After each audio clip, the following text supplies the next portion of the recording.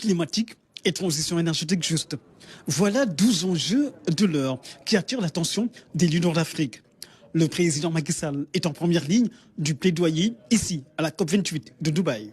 Je voudrais quand même attirer l'attention, et ça c'est un combat que je veux mener, ainsi que tous nos collègues, sur les risques d'injustice par rapport à la question climatique. Nous le savons, l'Afrique n'est que très peu responsable du réchauffement. Nous avons moins de 4% d'émissions de gaz à effet de serre. Et notre quête pour les énergies renouvelables ne doit pas faire oublier la nécessité d'une transition énergétique. On ne peut pas s'engager dans ce débat sans que cette transition ne soit une réalité pour nous, surtout lorsque nous disposons de ressources de gaz, et tout le monde sait que le gaz est une énergie de transition, moins polluante que le charbon, moins polluante que le pétrole, mais même ceux qui ont du pétrole et qui sont dans cette phase de développement économique, qui ont la moitié de leur population qui n'a pas encore accès à l'électricité, on ne peut pas leur refuser l'exploitation de leurs ressources dans leur sous-sol. Et ce débat, il doit être assumé, puisqu'il y a une forte volonté aujourd'hui qui veut nous pousser dans le non-fossile, ici et maintenant. Ce n'est pas possible.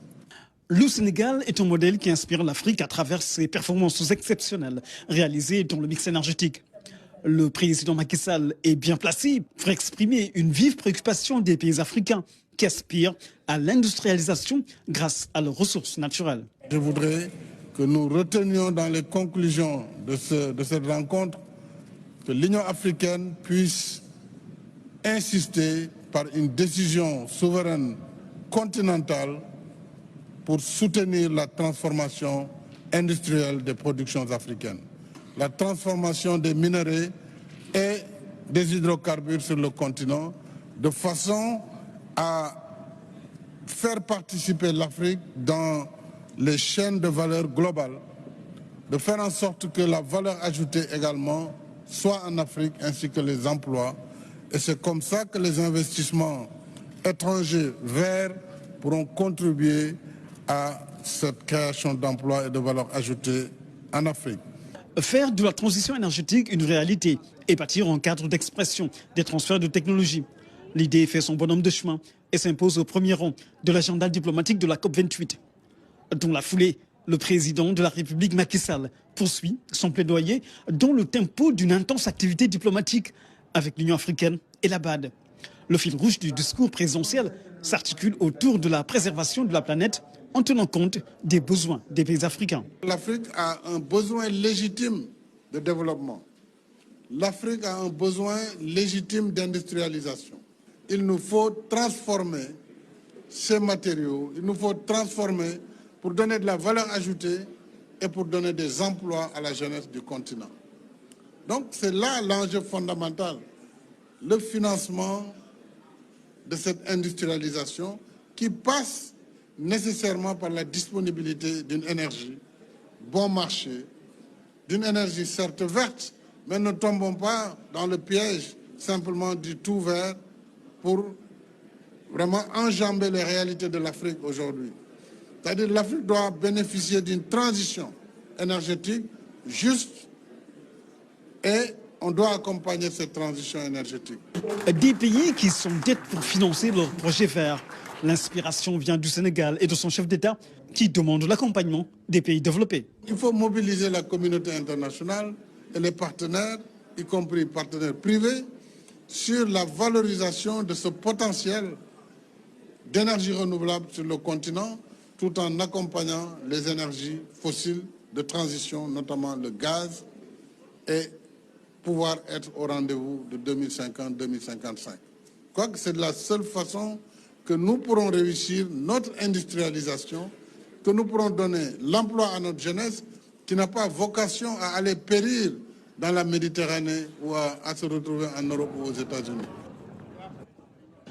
La COP28 de Dubaï restera un grand moment d'histoire. L'histoire retiendra que le président de la République, Macky Sall, a porté un fort plaidoyer au nom de l'Afrique. L'Afrique qui dit non à l'injustice climatique et s'engage résolument vers une transition énergétique optimale pour réussir le pari de la révolution industrielle. Voilà, et Pape Birame Ndiaye, nous restons avec vous pour parler également de lutte contre la sécheresse et la désertification. La problématique est au centre des réflexions à la COP28 de Dubaï. Le président Macky Sall a pris part à la réunion de l'Alliance internationale pour la résilience à la sécheresse. 4 priorités ont été dégagées par le chef de l'État. Les détails toujours avec Pape Birame Ndiaye. L'une des grandes thématiques de cette COP28, c'est la sécheresse. Le fléau touche 1,84 milliard de personnes à travers le monde, dont 85% vivent dans les pays à revenus faibles ou moyens. Mais la sécheresse est loin d'épargner les pays développés. Nous avons tous intérêt à engager une action solidaire face à l'urgence de la situation. C'est l'objet de cette alliance.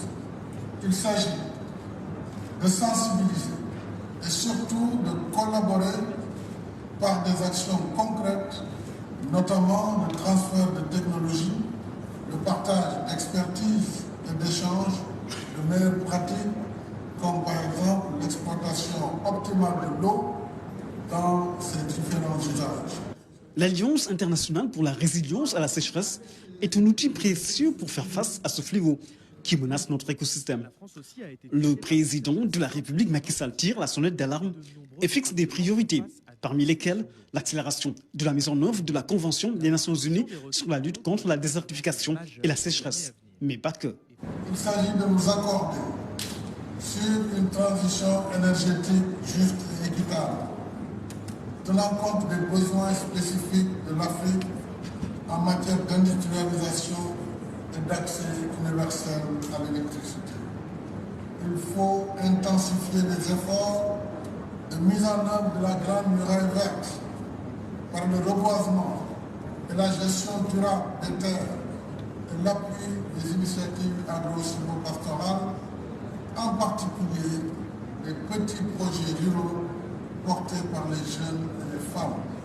Le président de la République, Macky Sall, a également souligné l'importance de mobiliser et fédérer le financement dédié à la lutte contre la sécheresse. Objectif, améliorer leur impact sur le terrain. Et toujours à la COP28 de Dubaï, le président Macky Sall a visité le pavillon au Sénégal. Le chef de l'État s'est félicité de l'expertise sénégalaise en matière de climat. Le chef de l'État a saisi l'occasion pour fixer le cadre des grandes orientations de la politique environnementale du Sénégal. La problématique, une transition énergétique juste avec le gaz comme énergie de transition, était au cœur des échanges. Pape Birame Ndiaye. L'expertise sénégalaise valorisée à la COP28 de Dubaï. Thème climat, enjeu mondial. L'environnement, un secteur à la fois essentiel et transversal. C'est la conviction du président de la République, Macky Sall, qui met l'accent sur une problématique qui déchaîne les passions et fait émerger toutes les problématiques du monde. C'est non seulement la question de la planète, mais c'est la question du financement du développement, mais un développement compatible avec la lutte contre le réchauffement climatique. Voilà tout l'enjeu. Et c'est pourquoi notre position, qui est une position de fermeté, on ne doit pas nous imposer à choisir entre la protection de la planète et le développement. Parce qu'il n'est pas acceptable qu'on nous refuse le droit au développement. Comme tous les autres peuples qui ont eu un parcours, qui ont d'ailleurs contribué à polluer très sérieusement la planète. Les pays développés sont aujourd'hui les premiers responsables de la dégradation de l'environnement. Le président Macky Sall reste ferme sur sa position et appelle à une justice climatique qui tient compte des besoins de développement des pays africains, notamment ceux qui ont des ressources naturelles, pétrole et gaz, comme le Sénégal, qui du reste a déjà emprunté des voies sobres en carbone. Nous ne devons pas faire les mêmes erreurs, mais pas au prix du développement de nos États.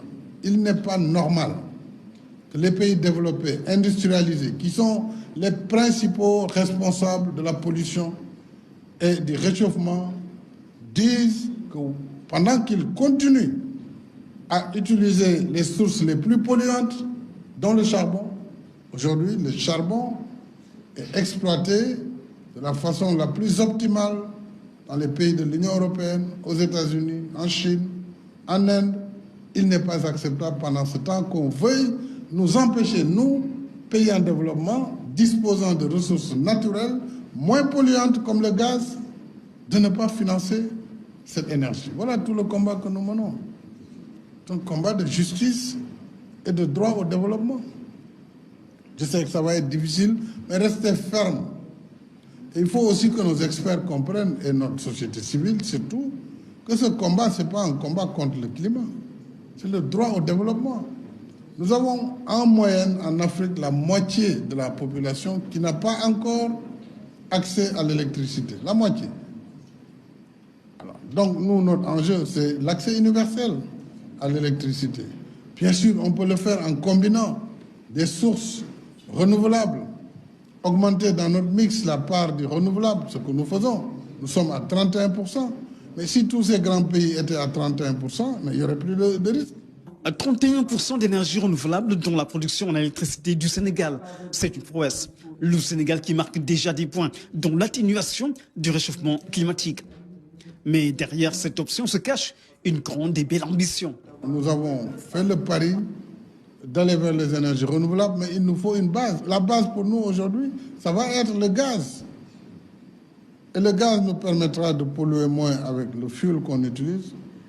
Et donc, à partir de 40% de renouvelables en 2030, donc dans 7 ans, c'est demain. Tout le reste, nous le basculons en gaz, le temps que l'hydrogène et les autres sources nouvelles, ainsi que le stockage de l'énergie, puissent nous permettre de monter et d'aller vers la neutralité carbone vers 2050-2055. Ainsi, le président de la République Macky Sall définit le cadre et donne les grandes orientations aux experts sénégalais présents à la COP28 de Dubaï.